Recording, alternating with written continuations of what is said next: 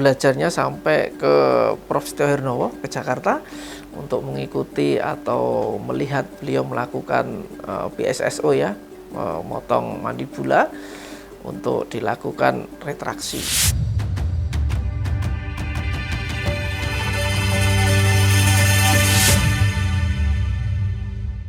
Wah, kalau saat PPDQS itu mata pelajaran yang paling tidak suka tentunya yang berkaitan dengan sel-sel ya.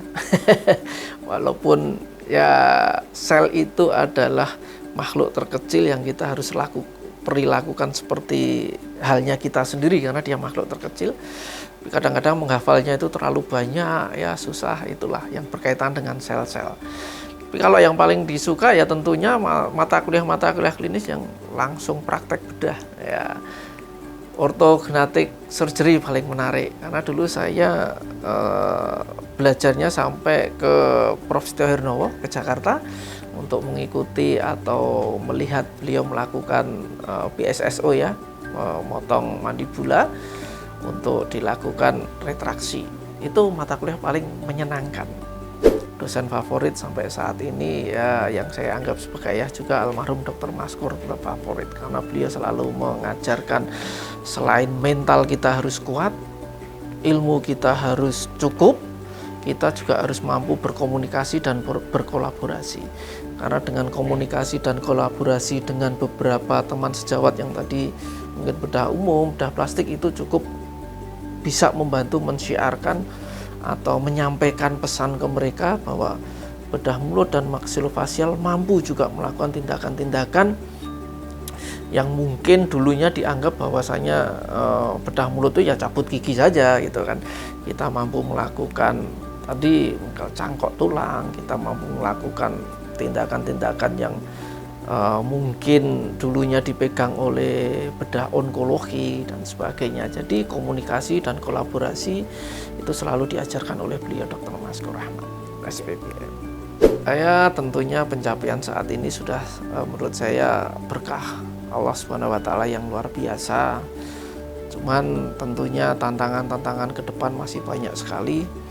Salah satunya untuk urusan pekerjaan ini, saya list nomor 1 saya adalah bisa mencari sistem yang tepat untuk teman-teman mahasiswa agar bisa tercapai ketepatan lulusan mahasiswa kedokteran gigi terutama di program profesi. Karena saat ini secara nasional ketepatan lulusan mahasiswa profesi kedokteran gigi ini masih di kisaran 30%.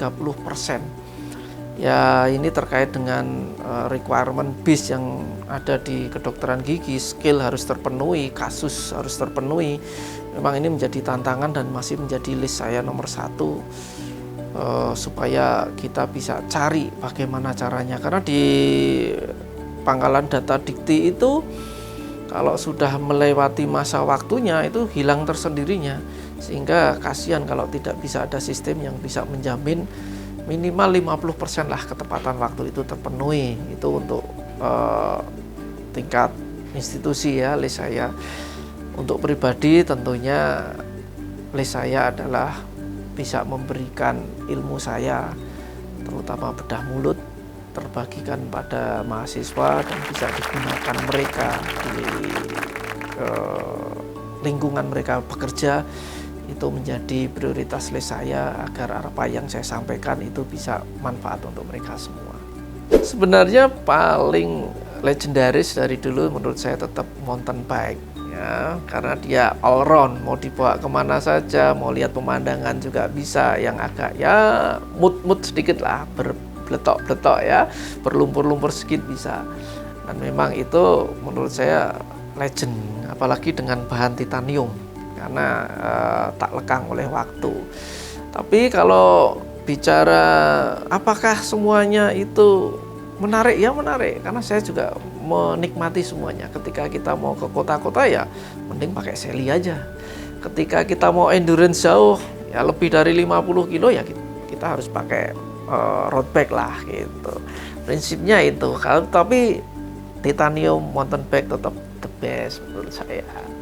Rute bersepeda kalau saya tetap Yogyakarta ya. 1 efisien karena saya di Jogja. Yang kedua Jogja ini memang lengkap. Kita mau flat ada, mau nanjak ada, mau jauh juga bisa, lalu lintas relatif juga lebih tidak rame, dan memang terbukti tim nasional balap sepeda Indonesia itu base campnya juga di Jogja. Tim-tim besar, tim Mula, tim Nusantara itu juga base campnya di Jogja. Kemudian destinasi untuk wisata teman-teman, bahkan kalau sekarang itu terkenalnya di area Nanggulan itu adalah rutenya Luna Maya, karena memang waktu pandemi dulu sangat banyak sekali dikunjungi oleh teman-teman selebritis di area sana. Persawahan, kemudian rutenya Asri, bisa lihat Merapi kalau pas view-nya bagus, tidak ada mendung, itu sangat luar biasa. Jogja the best untuk rute bersepedaan. Motonya nggak banyak-banyak sih, saya biasanya hanya lakukan yang terbaik, apa yang ada di depan mata, karena itu adalah nyata yang harus dihadapi. Tidak perlu menengok ke belakang, ya, tapi yang ada di depan mata selesaikan. Tanpa harus banyak berpikir bahwasanya ini nanti akan untung atau rugi. Ya, karena manfaat itu munculnya pasti akan di belakang, tidak ada di depan.